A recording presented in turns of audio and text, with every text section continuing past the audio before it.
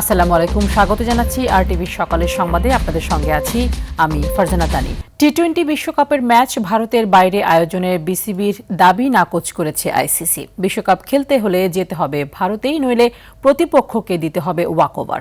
এমন সংবাদ প্রকাশ করেছে ক্রিকেট ভিত্তিক সংবাদ মাধ্যম ইউএসপিএন ক্রিক ইনফো। প্রতিবেদনে বলা হয়েছে, আইসিসি ও বিসিবির মধ্যে মঙ্গলবার একটি ভার্চুয়াল বৈঠক অনুষ্ঠিত হয়েছে। ওই বৈঠকে বাংলাদেশের ম্যাচগুলো ভারত থেকে সরিয়ে শ্রীলঙ্কায় নেওয়া সম্ভব নয় বিসিবিকে সাফ জানিয়ে দেয় আইসিসি। সেই সাথে বাংলাদেশ দল ভারতে না গেলে থাকবে পয়েন্ট হারানোর ঝুঁকি। তবে বিসিবি ও আইসিসি কেউই বিষয়টি নিয়ে এখনো পর্যন্ত আনুষ্ঠানিক কোনো বিবৃতি দেয়নি।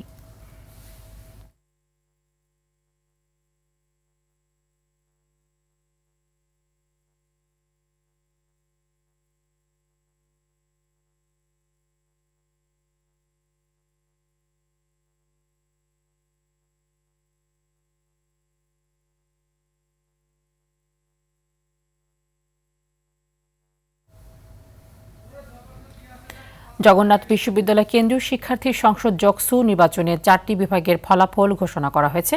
বুধবার সকালে নির্বাচন কমিশন এই ফলাফল ঘোষণা করে। ঘোষিত 4 বিভাগের ফলাফলে সহসভাপতি ভিপি পদে এগিয়ে আছেন ইসলামী ছাত্র শিবির সমর্থিত অদম্য জবিয়ান ঐক্য প্যানেলের রিয়াজুল ইসলাম, পেয়েছেন 428 ভোট। ভিপি পদে রিয়াজুলের নিকটতম প্রতিদ্বন্দ্বী ছাত্রদল, ছাত্র অধিকার পরিষদ ও সাধারণ শিক্ষার্থীদের সমন্বয়ে গঠিত ঐক্যবদ্ধ নির্ভীক জবিয়ান প্যানেলের একেএম রাকিব পেয়েছেন 395 ভোট। সাধারণ সম্পাদক জিএস পদে 419 ভোট পেয়ে এগিয়ে রয়েছেন অদম্য জবিয়ান ঐক্য প্যানেলের আব্দুল আলিম আরিফ। তার নিকটতম প্রতিদ্বন্দ্বী ঐক্যবদ্ধ নির্ভীক জবিয়ান প্যানেলের খাদিজাতুল কুবরা পেয়েছেন 206 ভোট। এজিএস পদে এগিয়ে অদম্য জবিয়ান ঐক্য প্যানেলের মাসুদ রানা পেয়েছেন 408 ভোট। একই পদে ঐক্যবদ্ধ নির্ভীক জবিয়ান প্যানেলের আতিকুল ইসলাম তানজিল পেয়েছেন 306 ভোট। নির্বাচন কমিশন জানিয়েছে, বাকি বিভাগগুলোর ফলাফল ঘোষণা চলছে, ধারাবাহিকভাবে সেগুলো জানিয়ে দেওয়া হবে।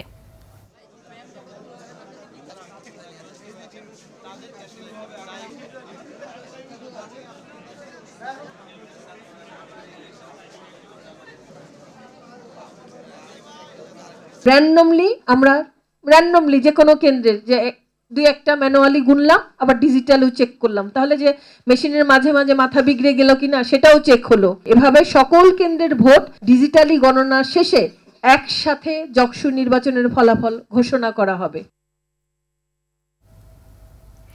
এই মুহূর্তে জগন্নাথ বিশ্ববিদ্যালয় কেন্দ্রীয় শিক্ষার্থী সংসদ জকসু নির্বাচনের ফলাফলের বিষয়ে জানাতে সরাসরি যুক্ত হচ্ছেন সহকর্মী দীপ্ত চন্দ্র পাল। দীপ্ত, 4টি বিভাগের ফলাফল এই পর্যন্ত প্রকাশিত হয়েছে, বাকি আর কটি বিভাগ রয়েছে এবং সেগুলোর সম্পূর্ণ ফলাফল পেতে কত সময় লাগতে পারে? তাহলে আপনি যেমনটি বলছিলেন, কিছুক্ষণ আগে একটি কেন্দ্রের ফলাফল ঘোষণা করা হয়েছে, অর্থাৎ মোট 5টি কেন্দ্রের ফলাফল ঘোষণা করা হয়েছে। এবং আপনি জানেন যে 39টি কেন্দ্রে কিন্তু ভোট গ্রহণ চলছে, এবং যেহেতু 5টি কেন্দ্রে ফলাফল ঘোষণা করা হয়েছে, বাকি কিন্তু 34টি কেন্দ্রের ফলাফল এখনও গণনা চলছে। একটু যদি বলে রাখি, গতকাল এই ভোটটি অনুষ্ঠিত হয় সকাল 9টায়। ভোট গ্রহণ শুরু হয়। কিছু কিছু কেন্দ্রে 9টার পরেও ভোট গ্রহণ শুরু হয়েছে, এবং বেলা 3টায় ভোট গ্রহণ শেষ হওয়ার কথা থাকলেও 3টার পরেও কিন্তু বিভিন্ন জায়গায় লাইন দেখা গিয়েছে, এবং 3টার পরেও কিন্তু অনেকে ভোট দিয়েছেন। আমরা যদি পরে কিন্তু ভোট গ্রহণের পরে যে ব্যালট বক্সগুলো কিন্তু অডিটোরিয়ামে নিয়ে আসা হয়েছে, তারপরে কিন্তু থেকেই ভোট গণনা শুরু হয়, এবং ভোট গণনার কিছুক্ষণ পরেই কিন্তু আসলে যান্ত্রিক ত্রুটির কারণে ভোট বন্ধ হয়ে পরে জিএস নির্বাচনের প্যানেল স্বতন্ত্র ভিপি জিএস প্রার্থীদের সঙ্গে আলোচনার পরে কিন্তু মধ্যরাত অর্থাৎ 12:30টার দিকে আবার ভোট গণনা শুরু হয়, এবং এখন পর্যন্ত 5টি কেন্দ্রের ভোট গ্রহণ শুরু হয়েছে। এবং একটু যদি বলি, 39টি কেন্দ্রের যে ভোট, সেটি কিন্তু 178টি বুথে ভোট গ্রহণ করা হয়, এবং নির্বাচনে এখন পর্যন্ত নির্বাচন কমিশনের যে তথ্য অনুযায়ী 65% ভোট কিন্তু পড়েছে, আমরা যেটি জানতে পেরেছি। তার আরেকটি যদি বিষয় বলে রাখি, যে এবার বিশ্ববিদ্যালয় কেন্দ্রীয় সংসদের জন্য 21টি পদে 157 জন, এবং বিশ্ববিদ্যালয় একমাত্র ছাত্রী হলের সংসদে 13টি পদে 33 জন সহ মোট 34টি পদের বিপরীতে 190 জন চূড়ান্ত প্রার্থী হিসেবে কিন্তু ঘোষণা করা হয়েছে।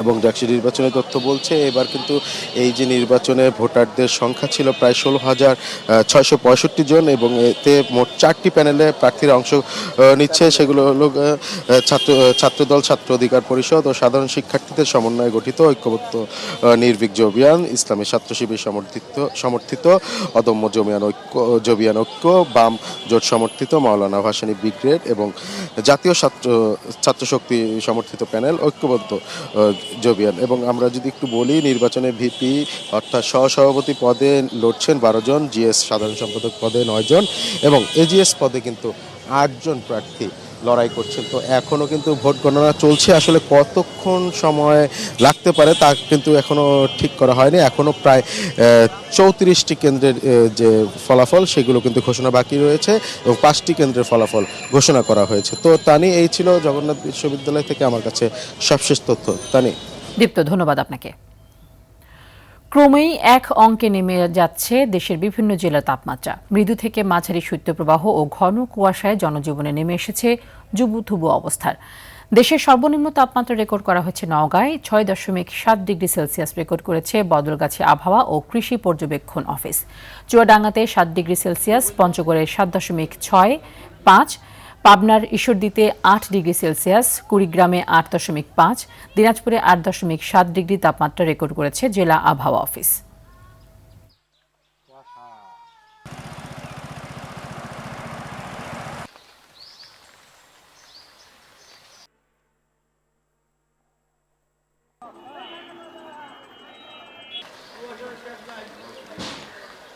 ঠান্ডা তো পড়তেই আছে, কাপড় চোপড় নাই, কোনো নাই। কালকেও রোদ ওঠে নাই, কুয়াশা পড়ছে, আজকেও সেই রোদ ওঠে নাই, কুয়াশা আছে। দর্শক, দেশের সর্বনিম্ন তাপমাত্রা রেকর্ড করা হয়েছে নওগাঁতে 6.7 ডিগ্রি সেলসিয়াস। সেখানকার কি অবস্থা এবং সেখানকার জনজীবন কেমন চলছে এ সমস্ত জানাতে নওগাঁ থেকে সরাসরি যুক্ত হচ্ছেন সহকর্মী আরিফুল হক সোহাগ। আরিফ, আমরা যতটুকু জানি যে একেবারে সর্বনিম্ন তাপমাত্রা আজকে নওগাঁতে এবং এটি সর্বনিম্ন কততে নামতে পারে বলে জানিয়েছে আবহাওয়া অফিস এবং এর প্রভাবে জনজীবনে কেমন প্রভাব পড়েছে? ধন্যবাদ তানি। আপনাকে জানিয়ে রাখি, নওগাঁ জেলায় আজকের যে তাপমাত্রা 6.7 ডিগ্রি সেলসিয়াস রেকর্ড করেছে বদলগাছি আবহাওয়া অফিস, এইটা কিন্তু এই মৌসুমের সর্বনিম্ন তাপমাত্রা এবং আজ কিন্তু জেলার উপর দিয়ে মাঝারি শৈত্যপ্রবাহ সেটি কিন্তু বয়ে যাচ্ছে। আমি যদি আপনাকে একটু দেখানোর চেষ্টা করি যে এই শৈত্যপ্রবাহের ফলে কিন্তু কৃষি জমিতে এর প্রভাব কিন্তু পড়েছে। যে সামনে ইরি ধান রোপণের যে বীজতলা রয়েছে সেই বীজতলার কিন্তু এখন সংকটের মধ্যে পড়ছে বলে কৃষক আমাদেরকে জানিয়েছে। তারা জানিয়েছে যে বীজতলার যে রং বা আকার সেটি কিন্তু ছোট হচ্ছে এবং রংটা কিন্তু মরে যাওয়ার মতো অবস্থা হচ্ছে। এর ফলে কিন্তু তাদের যে ধান রোপণের যে প্রক্রিয়া সেটি কিন্তু ব্যাহত হওয়ার কথা তারা আমাদেরকে জানিয়েছে এবং তারা বলেছে যদি এই কুয়াশা এবং এই শীত যদি আর টানা কয়েকদিন থাকে তাহলে কিন্তু তাদের যে বাকি যে বীজতলার যে অংশগুলো রয়েছে সেটিও কিন্তু আসলে নষ্ট হওয়ার পথে থাকবে বলে তারা আমাদেরকে জানিয়েছে। আর আপনাকে বলতে গেলে আমি যেটি জানাই সেটি হচ্ছে যে গতকাল কিন্তু নওগাঁ জেলায় 11 ডিগ্রি তাপমাত্রা রেকর্ড করেছিল, আজ কিন্তু সেটি প্রায় 5.5 ডিগ্রি তাপমাত্রা কমে এসেছে। এর ফলে কিন্তু যে জনজীবনে যে দুর্ভোগ সেটি কিন্তু রয়েছে এবং সাধারণ যারা মানুষ রয়েছে, যারা খেটে খাওয়া মানুষ, তাদের কিন্তু খুব সকালে কাজে বের হতে হচ্ছে এবং তাদের কিন্তু কাজে যেতে কিন্তু বেশ বেগ পেতে হচ্ছে বলে তারা আমাদেরকে জানিয়েছেন। অপরদিকে বিভিন্ন সামাজিক সংগঠন এবং সরকারের পক্ষ থেকে কিন্তু জেলায় ইতিমধ্যে শীতবস্ত্র বিতরণের কার্যক্রম শুরু হয়েছে এবং এই শীতবস্ত্র কার্যক্রমের মধ্য দিয়েই কিন্তু যারা শীতে দুর্ভোগে থাকা মানুষ রয়েছেন তারা কিন্তু উপকার পাচ্ছেন বলে তারা আমাদেরকে জানিয়েছেন। তো তানি, এই ছিল নওগাঁ থেকে শীত নিয়ে আমার কাছে সর্বশেষ। ধন্যবাদ আপনাকে।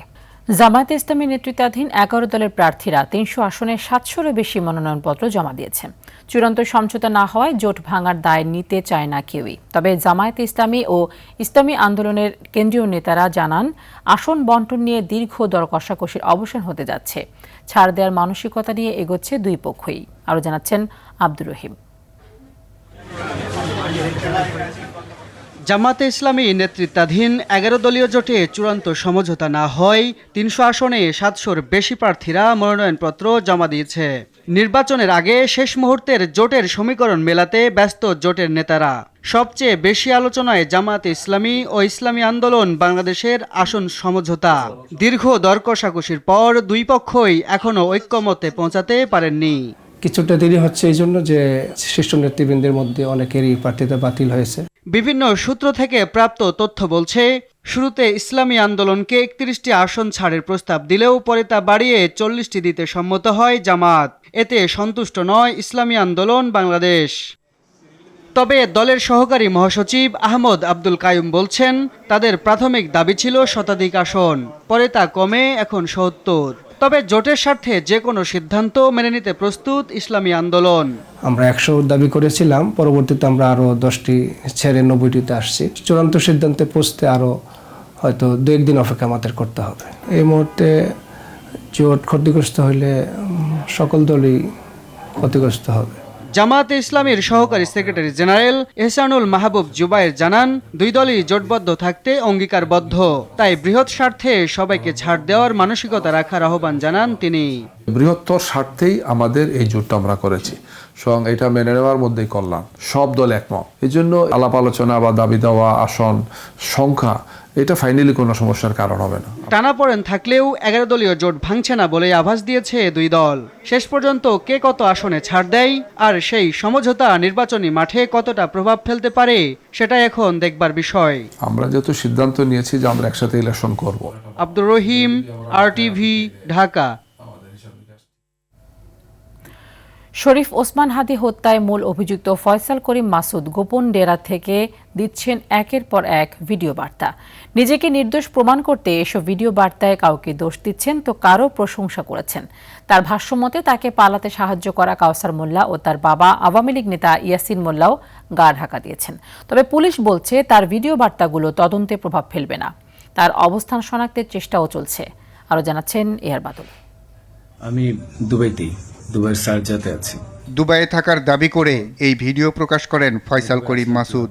অথচ খেয়াল করলে দেখা যায় প্রকৃত অবস্থান লুকানোর সব রকম চেষ্টাই করেছেন তিনি। আশেপাশের শব্দ আড়াল করতে লো ভলিউমে বাজিয়েছেন গান, আর লোকেশন সারফেস ঢাকতে শুধু নিজের চেহারাটাই রেখেছেন ক্যামেরার ফ্রেমে।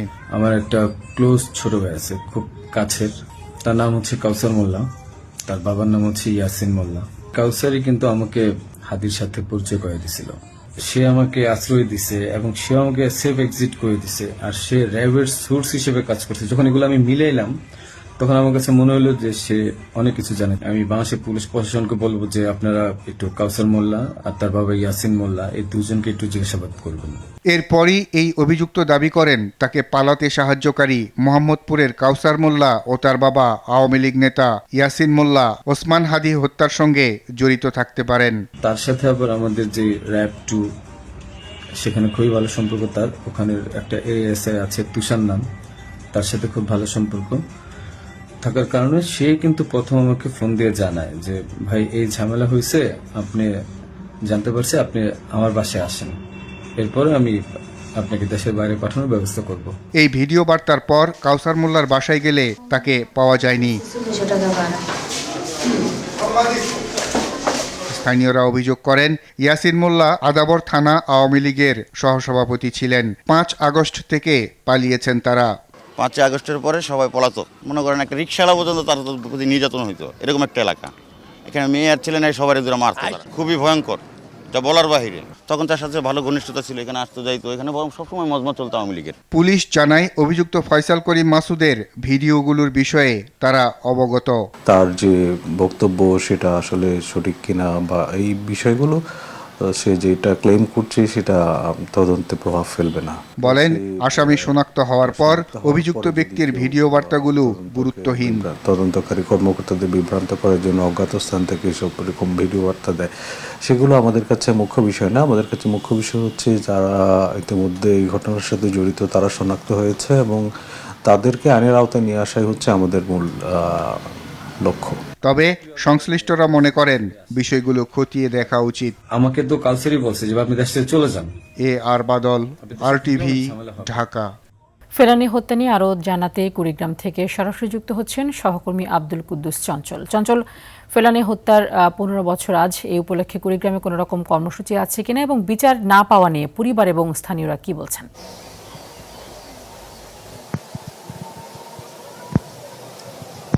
তানি, প্রতিবেদনে যেমনটি দেখাচ্ছিলেন, এটি আসলে একটি মর্মান্তিক ঘটনা। এই ঘটনায় কিন্তু কুড়িগ্রামের মানুষ যেরকম মর্মাহত, ঠিক সারা পৃথিবীর মানুষ কিন্তু এই ঘটনায় মর্মাহত। আপনাকে জানিয়ে রাখছি যে 2011 সালে 7ই জানুয়ারি ভোর 6টায় ফুলবাড়ির অনন্তপুর সীমান্তে কাঁটাতার পেরোতে গিয়ে ফেলানীকে গুলি করে বিএসএফ, আত্মস্বীকৃত বিএসএফ সদস্য অমিয় ঘোষকে বিএসএফের বিশেষ কোর্ট কিন্তু 2 দফায় মুক্তি দিয়ে দেয়। পরে ফেলানীর বাবা 2015 সালে ভারতীয়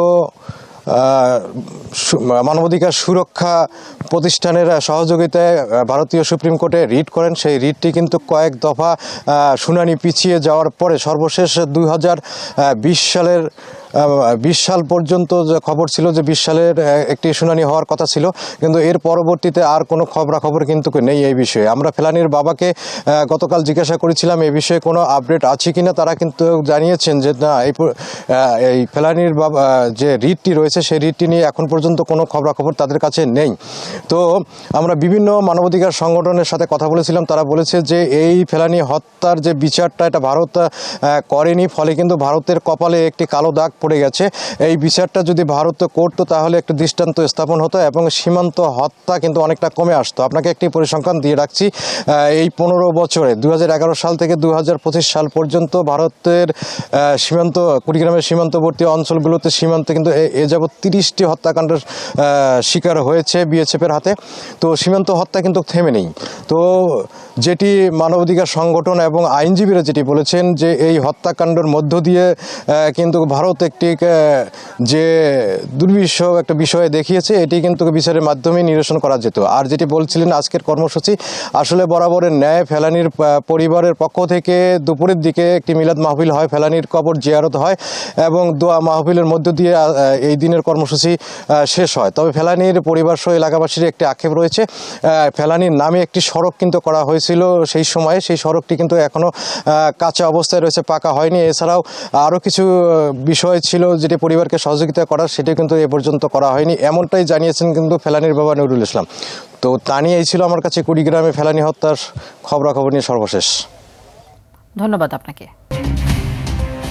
সকালের সংবাদ এ পর্যন্তই। মধ্যাহ্নের সংবাদ দুপুর 12টায় দেখার আমন্ত্রণ রইল। ধন্যবাদ সবাইকে।